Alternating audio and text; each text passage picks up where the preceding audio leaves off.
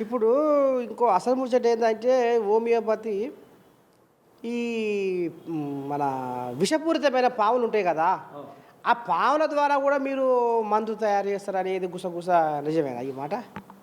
అంటే ఆ. మేము పాములతో మందులు తయారు చేయడమే కాదు, ఆ,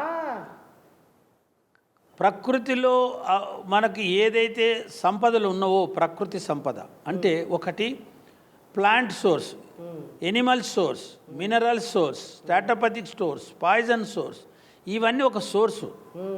ఒకటే పాముతోటే కాదు మేము తయారు చేసేటువంటివి, ప్రతి ఒక్క చెట్టు మూలికలను కూడా మేము తీసుకుంటాం.